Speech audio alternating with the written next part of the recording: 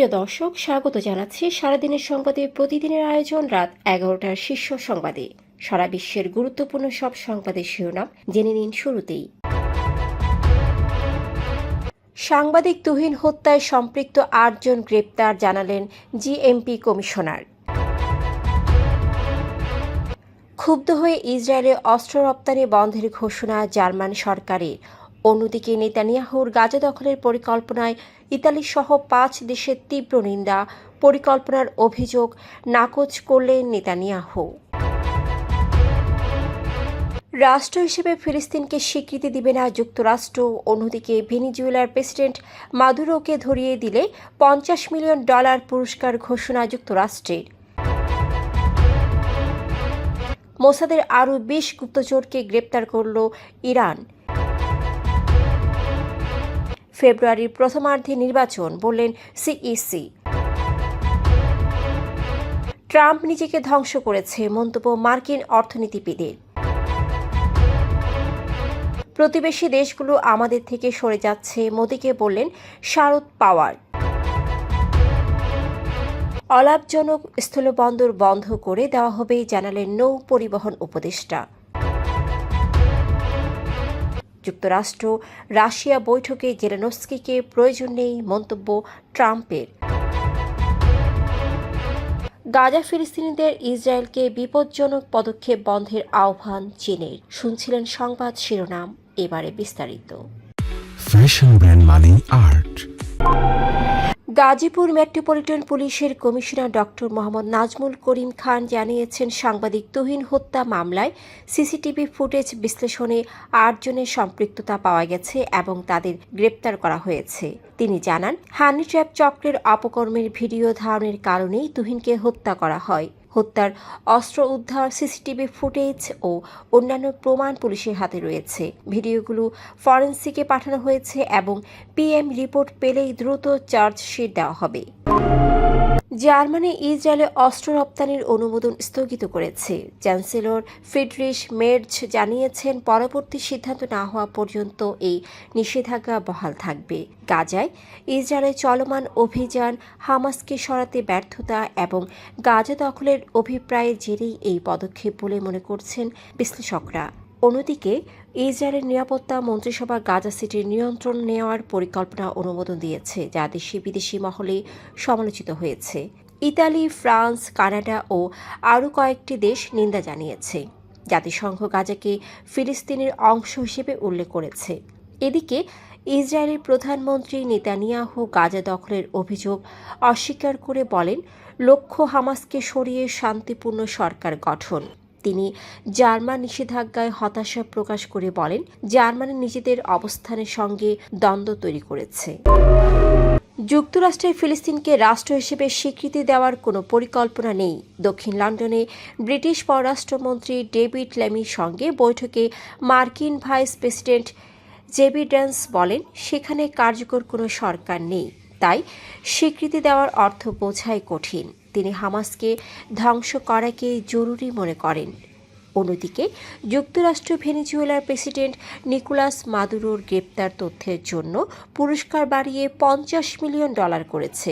আগে এটি ছিল $25 মিলিয়ন। মার্কিন কর্তৃপক্ষ মাদুরোকে শীর্ষ মাদক পাচারকারী হিসেবে অভিযুক্ত করেছে, যিনি ফ্যান্টানিল মিশ্রিত কোকেইন মার্কিন বাজারে ছড়াচ্ছেন বলে দাবি। ইসরায়েলের গোয়েন্দা সংস্থা মোসাদের হয়ে গুপ্তচর বৃত্তির অভিযোগে 20 জনকে গ্রেপ্তার করেছে ইরান। শনিবার দেশটির বিচার বিভাগ জানায়, এদের কাউকে ক্ষমা করা হবে না এবং এমন কঠোর বিচার করা হবে যা উদাহরণ হয়ে থাকবে। এর আগে গত বুধবার রুজবে ভাদি নামে এক পরমাণু বিজ্ঞানীকে ফাঁসিতে ঝুলিয়েছে ইরান। তিনি আরেক বিজ্ঞানীর তথ্য ইসরায়েলকে দিয়েছিলেন। ওই বিজ্ঞানী জুনে ইসরায়েলি হামলায় নিহত হন। বিচার বিভাগের মুখপাত্র আসগর জাহাঙ্গীরি জানান, আরও 20 জনকে ছেড়ে দেওয়া হয়েছে, যাদের বিরুদ্ধে অভিযোগের যথেষ্ট প্রমাণ পাওয়া যায়নি। তবে প্রমাণ পাওয়া ব্যক্তিদের কঠোরভাবে শাস্তি দেওয়া হবে এবং তদন্ত শেষে বিস্তারিত জানানো হবে। আগামী বছর ফেব্রুয়ারির প্রথমার্ধে ত্রয়োদশ জাতীয় নির্বাচন অনুষ্ঠিত হবে বলে জানিয়েছেন প্রধান নির্বাচন কমিশনার এএমএম নাসির উদ্দিন।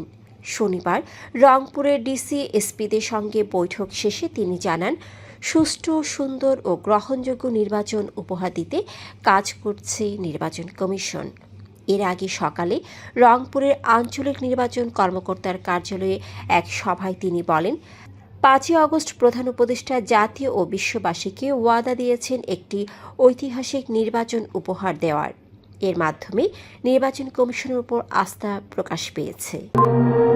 মার্কিন প্রেসিডেন্ট ডোনাল্ড ট্রাম্পের শুল্ক আরোপ নীতিকে বাজে সিদ্ধান্ত ও আবর্জনা আখ্যা দিয়েছেন অর্থনীতিবিদ ও জন হপকিন্স বিশ্ববিদ্যালয়ের অধ্যাপক স্টিভ হ্যাঙ্ক।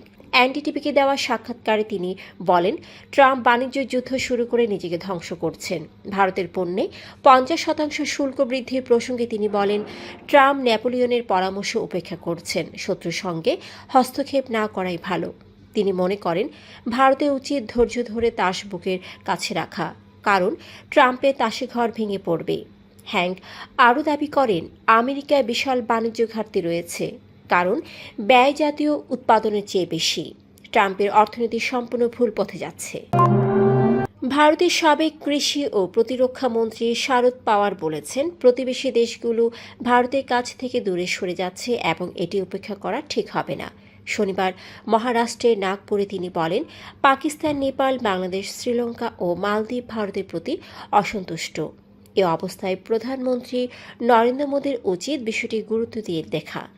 যুক্তরাষ্ট্রের প্রেসিডেন্ট ট্রাম্পের ভারতীয় পণ্যে 50% শুল্ক আরোপকে চাপ প্রয়োগের কৌশল বলে উল্লেখ করে পাওয়ার বলেন, জাতীয় স্বার্থে সরকারকে জনগণের সমর্থন দরকার।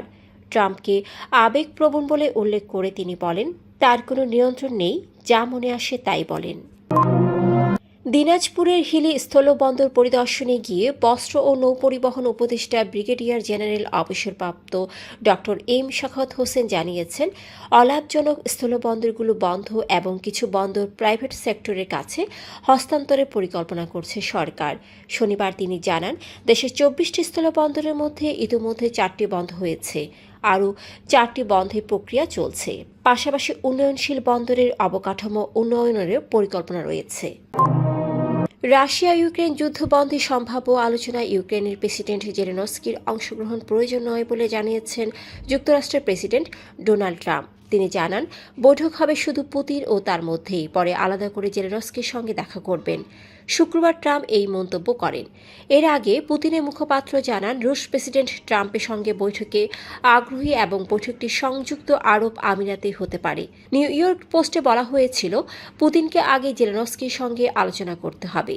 ট্রাম্প এই দাবি প্রত্যাখ্যান করেন। তবে পুতিন জানিয়েছেন, জেলেনস্কি যোগ দিলে আপত্তি নেই, কিন্তু বিষয়টি আগেই জানানো দরকার। গাজা শহর দখলের ইসরায়েলি পরিকল্পনার তীব্র সমালোচনা করেছে চীন। শুক্রবার চীনা পররাষ্ট্র মন্ত্রণালয়ের মুখপাত্র লিন জিয়ান বলেন, গাজা ফিলিস্তিনি জনগণের সম্পত্তি এবং ইসরায়েলকে এই বিপজ্জনক পদক্ষেপ ও যুদ্ধ অবিলম্বে বন্ধ করতে হবে। এর আগে ইসরায়েল জানায়, তাদের মন্ত্রিসভা গাজা শহরে নিয়ন্ত্রণ নেওয়ার পরিকল্পনা অনুমোদন করেছে, যা পুরো গাজা দখলের পথে এগিয়ে যেতে পারে। চীনের মধ্যপ্রাচ্য বিষয়ক বিশেষ দূত ছাই জুন গত মাসে বলেন, গাজার অবস্থান জোরপূর্বক পরিবর্তনের চেষ্টা শান্তি বয়ে আনবে না এবং বেইজিং দ্বিরাষ্ট্র সমাধানে অটল। দর্শক, এতক্ষণ আমাদের সাথে থাকার জন্য ধন্যবাদ। প্রতি মুহূর্তে দেশ বিদেশের গুরুত্বপূর্ণ সব সংবাদ জানতে ভিজিট করুন www.সারাদিনেরসংবাদ.com ও চোখ রাখুন সারাদিনের সংবাদের অফিসিয়াল ফেসবুক পেজে। Fashion brand money art. Men's, ladies and kids wear art. Be smart.